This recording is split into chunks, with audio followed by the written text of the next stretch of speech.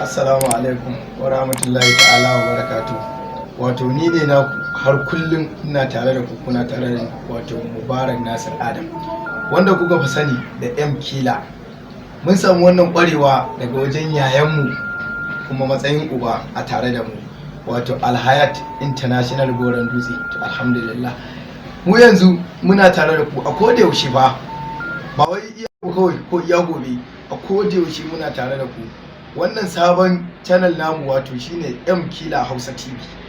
Kuna bibiyan mu, muna sako muku abin nishadi, abin dariya, abin jin daɗi, duk wani abu da zai sako farin ciki muna tare da ku, muna kokarin sako muku shi in Allah ya yarda.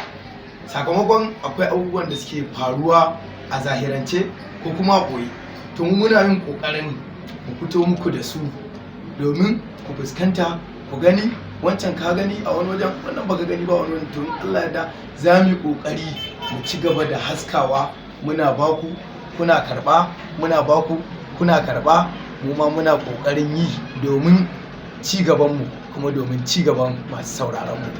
Wannan yaya namu wato Alhayat International Goron Dutse, muna ƙara mai addu'a shi ma ubangiji ya ƙara ɗaukaka shi, ubangiji ya ƙara fakaɗa kamfaninsa, wato ya ja wancan ya ja wancan ya ja wancan a jiki, kamar yadda muke ƙoƙarin mu ma idan mun girma mun zama suwaye mu ƙoƙarin mu jawo ka mu jawo ki, muna tare da ku.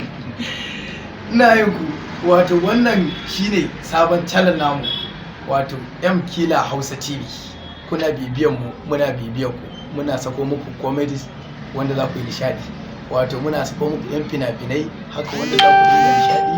Kuna yi mana subscribe, kuna yi mana like, muna jin daɗi.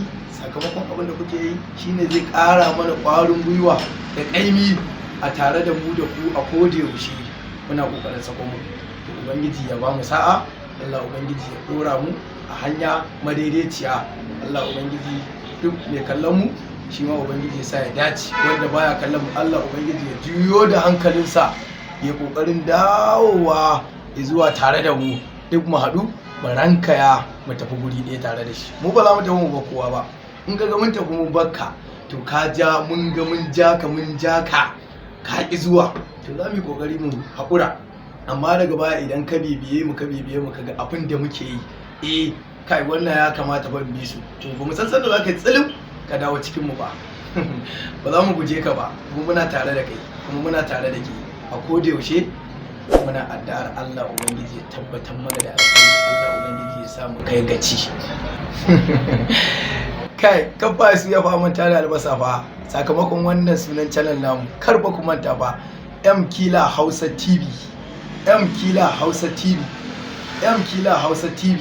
Yawwa ina ƙara nana ta muku masoya, sakamakon wani idan ya ja farko ya manta, to amma idan aka ƙara nana ta mai zai fuskanci me ake nufi.